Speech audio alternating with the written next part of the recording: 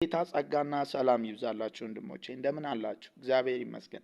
ዛሬም በድጋሚ ስለተገናኘን ደስ ብሎኛል። እንግዲህ ከታች አይታችሁ ከሆነ ብዙ ጊዜ ስለ እግዚአብሔር ወንጌል አወራቸዋለሁ። የእግዚአብሔር ወንጌል የኔ መልእክት አይደለም፣ የራሱ የእግዚአብሔር መልእክት ነውና ራሱ እግዚአብሔር አስቀድሞ በዘላለም ሐሳብ ውስጥ የነበረ ራሱ እግዚአብሔር ከዘፍጥረት ጀምሮ ሲሰብክ ሲያወራ የነበረው ሰዎች ቢገባቸውም ባይገባቸውም ማለት ነው። እና በዚህ በእግዚአብሔር ጸጋ ውስጥ የተካፈላቸው በረከቶች አሉ። ጽድቅን ተካፍለናል፣ ቅድስናን፣ ልጅነትን፣ ቤዛነትን፣ የኃጢአት ይቅርታን አይደለ? ጽድቅን ተካፍለናል። ይህ ጸጋ ይህ የእግዚአብሔር ወንጌል ደግሞ የምንኖርበትን ጸጋን ደግሞ ሰጥቶናል። በደንብ ልብ በሉ። በእግዚአብሔር ጸጋ አማካኝነት የኃጢአት ይቅርታ ለአንዴና ለመጨረሻ ጊዜ አግኝተናል፣ ተቀድሰናል፣ ጸድቀናል። ግን የሚለው ያንን ለማፍረስ አይደለም። ደግሞ የጸደቀ ሰው የዳነ ሰው ደግሞ እንዴት መመላለስ እንዳለበት እንዴት መኖር እንዳለበት መጽሐፍ ቅዱስ በደንብ በትክክል ያስተምረናል። ስለዚህ በትክክል የጸጋ አማኝ ከሆናችሁ የእግዚአብሔር ወንጌል አማኝ ከሆናችሁ ይሄንንም ልታምኑ ይሄንንም ልትቀበሉ ደግሞ በእግዚአብሔር ጸጋ ልትኖሩ ይገባል ማለት ነው። ክብር ለጌታ ለኢየሱስ ይሁን። የእግዚአብሔር ጸጋ የሚያጸድቅ ብቻ ሳይሆን በጽድቅም የሚያኖር ነው። የሚቀድስ ብቻ ሳይሆን በቅድስና እንድትኖሩ የሚያደርግ ነው። ክብር ለጌታ ለኢየሱስ ይሁን። ብዙ ጊዜ እንደፈለጋችሁ ኑሩ፣ እንደፈለጋችሁ ሁኑ፣ ጸጋ ለኃጢአት ፍቃድ ይሰጣል። እግዚአብሔር ለኃጢአት ያለውን ጭካኔ ማወቅ ከፈለጋችሁ ልጁን ኢየሱስ ክርስቶስን መረዳት በቂ ነው። እግዚአብሔር ልጁ ላይ በምን አይነት ጭካኔ እንደጨከነበት ተመለሱና ቀራኔውን መመልከት ትችላላችሁ። የኛ ራሱ የመጽደቅ የኛ ራሱ የኃጢአት ይቅርታ ማግኘት የእግዚአብሔር አምላክ በልጁ ላይ ያሳየውን ጭካኔ እግዚአብሔር በምን ያክል ሞቱን፣ ትንሣኤውን፣ መከራውን እነዚህም ተመልከቱ እስቲ። የሞቱ ሚስጥር የመሰቀሉ ሚስጥር ምንድን ነው? ኢየሱስ ክርስቶስ በመስቀል ላይ መስዋዕት የሆነበት ሚስጥር ምንድን ነው? ሃሌሉያ። እስቲ ዛሬ አንድ ነገር ላሳያችሁ።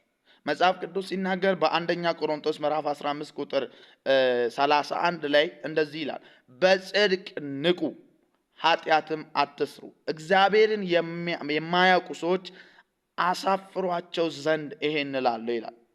እንግዲህ አንደኛ ቆሮንቶስ ምዕራፍ 15 ላይ ሙሉውን ፓርት ስትመለከቱ ክርስቶስ ኢየሱስ ከሞት እንደተነሳ፣ ክርስቶስ ኢየሱስ ለሁሉም እንደሞተ፣ በሞቱ አማካኝነት ደግሞ የሆነልን ነገሮች የሆኑልንን በረከቶች ሁሉ ይናገራሉና በእርሱ አማካኝነት የኃጢአት ይቅርታ እንደተገኘ ይናገራል። አንዱ ስለ ሁሉ እንደሞተ ይናገራል። ክብር ለጌታ ለኢየሱስ ይሁን። የትንሣኤ አካልም ደግሞ በክርስቶስ ኢየሱስ ትንሣኤ አማካኝነት እንደተረጋገጠልን ወደፊትም ደግሞ የትንሣኤ አካል እንደምንለብስ እስከዛ መንፈስ ቅዱስ በእኛ ውስጥ እንዳለ ሞት እንደተሸነፈ ኃጢአት እንደተሸነፈ የኃጢአት ኃይል ሕግ እንደተሸነፈ ይናገራልና የቆሮንቶስ ሰዎች ደግሞ ይሄን ያክል መረዳት ከሰጣቸው በኋላ አንድ ነገርን እንዲያስተውሉ አንድ ነገርን እንዲያውቁ ደግሞ ይነግራቸዋል። እንግዲህ የተቀደሳችሁ ከሆናችሁ እንግዲህ የጸደቃችሁ ከሆናችሁ ደግሞ አንድ ነገር ወቁ ይላቸዋል። እሱም በጽድቅ ንቁ ይላቸዋል። አሌሉያ። አይዛችኋል። በእግዚአብሔር ወንጌል ውስጥ አንዱ ከፈጸመው ነገር ውስጥ እኛን ማጽደቅ ነው ብለናል። እና የጸደቀው ስፒሪታችን ነው፣ መንፈሳችን ነው። ግን ነፍሳችን ደግሞ በዚህ ጽድቅ መንቃት መቻል አለበት። ነፍሳችን በእግዚአብሔር ጽድቅ ካለቃ በጽድቅ መኖር አንችልም። የቆሮንቶስ ሰዎች በክርስቶስ ኢየሱስ ያላቸውን ማንነት በክርስቶስ ኢየሱስ የተቀደሱበትን የጸደቁበትን ማንነት እና የነሱን ማንነት ስላልተረዱ ስላልገባቸው ኑሯቸው ምልልሳቸው በኃጢአት የሕይወት ስርዓት ነበር የሚመላለሱት። ነገር ግን እንደዚህ ብሎ ይነግራቸዋል ሐዋርያው ጳውሎስ፣ እናንተ የእግዚአብሔር ቤተ መቅደስ አይደላችሁ ወይ? መንፈስ ቅዱስ እኮ በእናንተ ይኖራል እና ይሄ ቦዲያችሁ መንፈስ ቅዱስ የሚኖርበት ስለሆነ በቅድስና ተመላለሱ፣ በዋጋ ተገዝታችኋል፣ የራሳችሁ አይደላችሁም ይላችኋል በባለፉ ምዕራፎች ላይ በምዕራፍ 3 እና በምዕራፍ 6 ላይ። እና እንደፈለግን መኖር አንችልም። ምክንያቱም እንደፈለግን መኖር የማንችልበት ምክንያት የራሳችን ስላይደለን ዋጋ ወጥቶብን የተገዛን ስለሆነን ዋጋችንም ደግሞ የኢየሱስ ክርስቶስ ደም ስለሆነ ሃሌሉያ። ስለዚህ በጽድቅ ንቁ። እናንተ እኮ የጸደቃችሁ ናችሁ፣ በክርስቶስ ኢየሱስ ደም የተቀደሳችሁ የኤሎሂም ማደሪያ ናችሁ፣ የእግዚአብሔር ማደሪያ ናችሁ። መንፈስ ቅዱስ የሚሰራባችሁ፣ መንፈስ ቅዱስ የሚጠቀምባችሁ ናችሁ። ሃሌሉያ። እንደ ማንኛውም ሰዎች አይደላችሁም። እናንተ እኮ በቅድስና ልትኖሩ የተጠራችሁ ሰው ናችሁ። እንግዲህ የቆሮንቶስ ቤተክርስቲያን ውስጥ እንደምታውቁት በጣም በኃጢአት ምልልስ ነው የሚመላለሱት። ኑሯቸው ስታዩ በጣም የተበላሸ ኑሮ ነው የሚኖሩት። በእርኩሰት ህይወት፣ በዝሙት ህይወት፣ በተጨመላለቀ ህይወት ነው የሚኖሩት። ነገር ግን የተቀበላችሁ ጽድቅ እኮ ለዚህ አይደለም። እንዴ ምን ሆናችኋል? በጽድቅ ንቁ እንጂ። ሃሌሉያ ሃሌሉያ። በየትኛው ጽድቅ ነው የሚነቁት ሲባል በጸደቁበት ጽድቅ፣ በክርስቶስ ኢየሱስ ጽድቅ። ምክንያቱም ሰው የራሱ ጽድቅ ስለሌለው ማለት ነው። ሃሌሉያ። ስለዚህ የእግዚአብሔር ጽድቅ የገባው ሰው ኑሮው በእግዚአብሔር ጽድቅ ነው ማለት ነው። ስለዚህ ምን ይላቸዋል? ኃጢአት አትስሩ። ሃሌሉያ። የኃጢአት ፍቃድ አይሰጥም ጸጋ። ወንጌል ሲሰበክ፣ የእግዚአብሔር ወንጌል ሲሰበክ ሰዎችን ወደ ኃጢአት አይደለም የሚመራው።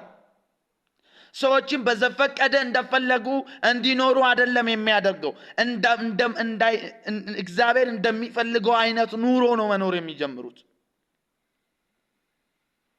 በዚህ ዘመን እኮ ነው ይህም ጸጋ በዚህ ዘመን ደግሞ እንዴት መኖር እንደምንችል ያስተምረናል።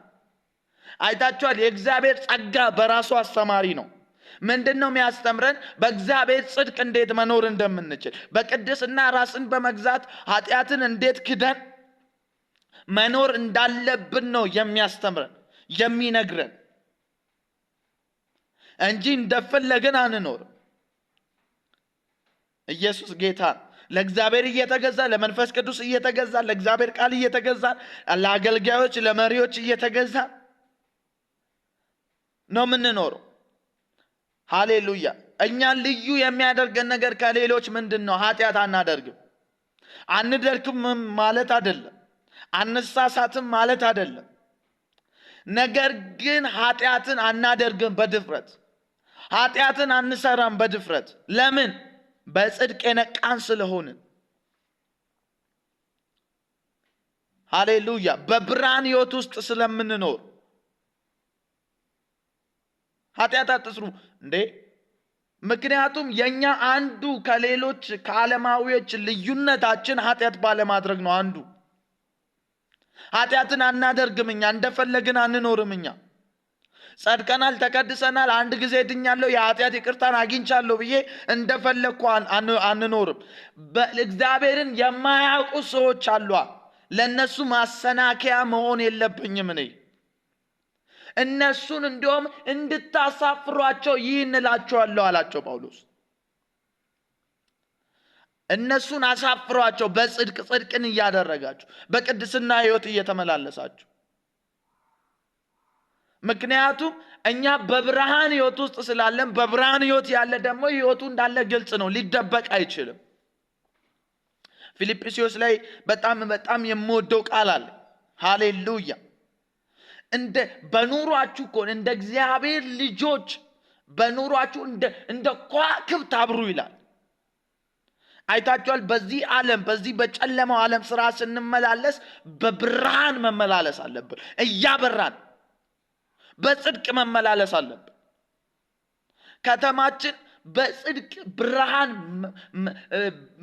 መታየት አለባት፣ መብራት አለባት። ከተማችን ላይ ኃጢአት መንገስ የለበት። በዚች ምድር ላይ ኃጢአት መንገስ የለባት። ባላችሁበት ሰፈር፣ ባላችሁበት ከተማ፣ ባላችሁበት ቤታችሁ ኃጢአት መንገስ የለበት። በሚሞተው ስጋችሁ ኃጢአት አይንገስ ይላል።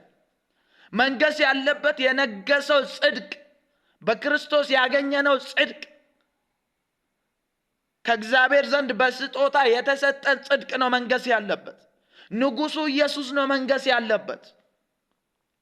ስለዚህ በከተማዬ ላይ፣ በቤቴ ላይ፣ በኑሮዬ ላይ፣ በአገልግሎቴ ላይ ኃጢአት ሳይሆን ንጉሱ ኢየሱስ፣ ጽድቁ ኢየሱስ ይነግስብኛል። አሳፍሯቸው ዘንድ ምን እላለሁ? ይሄን እላለሁ። እንደውም ከፊልና ቁጥር 29 ላይ ምን እንደሚል ክፉ ባልንጀራ መልካምን ጠባይ ያጠፋል። ባልንጀራ